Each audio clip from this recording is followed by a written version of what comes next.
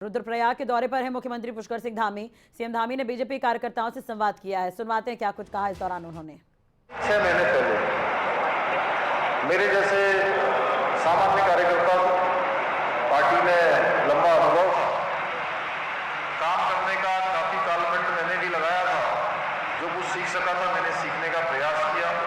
Party की नीति रीति पद्धति, पार्टी का जो भी आदेश होता था उस आदेश के अनुसार हमेशा काम करता था।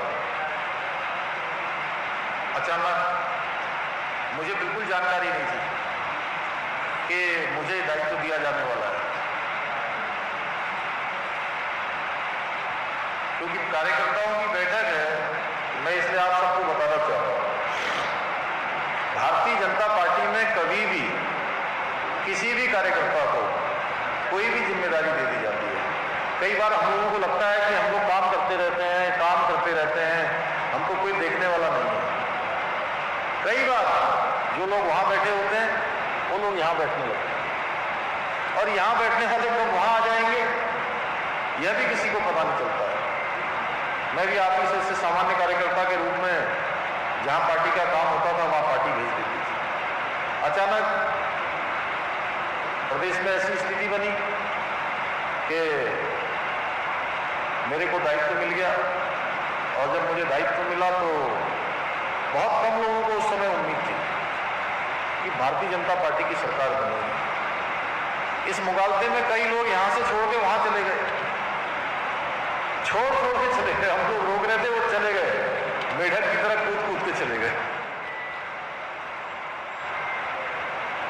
और बड़े बड़े राजनीतिक विश्लेषक, जिनको कहते हैं राजनीतिक क्षेत्र के विद्वान, प्रकांड, सब जो है विश्लेषण करने वाले, ओपिनियन पोल करने वाले और तमाम चुनावी सर्वेक्षण करने वाले, सारे के सारे लोग कह रहे थे कि इस बार तो कांग्रेस आने वाली है, इस बार तो कांग्रेस आने वाली है।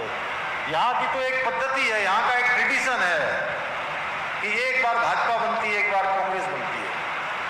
भाइयों बहनों, मैं चुनाव के बीच में यहाँ नहीं आ पाया, क्योंकि मुझे सभी विधानसभा क्षेत्रों में जाना था, और उस दौरान कोरोना की महामारी भी आ गई थी, और 7-8 तारीख तक बिल्कुल चुनाव प्रचार बंद हो गया था, चुनाव प्रचार नहीं चल पा रहा था।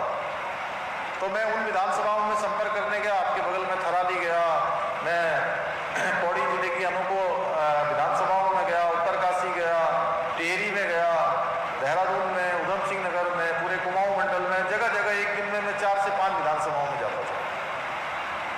और मुझे कार्यकर्ताओं को देखकर, उनके जोश को देखकर कहीं नहीं लगता था कि भारतीय जनता पार्टी की सरकार आने में कोई दिक्कत है। लेकिन जैसे ही हम विश्लेषकों के बीच में आते थे तो विश्लेषक लोग हमेशा कहते थे, कुछ पार्टी में ही थे, बाद में छोड़ के चले गए, कुछ लोगों को छोड़ दिए गए, कुछ लोग वैसे चले गए, कुछ लोगों को हम लोगों ने भेज दिया। तो वो अंदर बैठते थे, अंदर बैठने के बाद बाहर बैठते थे तो ये भरत चौधरी जी अच्छी तरह जानते हैं, ये शैला दीदी भी जानती है, आशा जी भी जानती हैं, ये अजेंद्र अजय भी जानते हैं कि जैसे ही बाहर जाते थे कमरे से बाहर तो कहते थे, अरे सरकार नहीं आ रही है, कहाँ चक्कर में पड़े हो,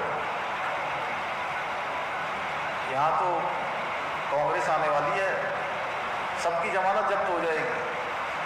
तो भाइयों बहनों, आप सब लोग कार्यकर्ताओं की जो मेहनत थी, आप लोगों का परिश्रम था, आप लोगों ने जो मनोयोग से काम किया, और चुनाव में जाकर मैंने एक ही बात कही सब जगह कि ये मुकाबला काम करने वाले लोगों में और कारनामे करने वाले, कारनामे नहीं काले कारनामे करने वाले, मैंने कहा इन 2 लोगों के बीच में है। एक तरफ हमारे पास नरेंद्र मोदी जी के रूप में इतना बड़ा नेतृत्व है, जो दुनिया का सबसे बड़ा नेतृत्व।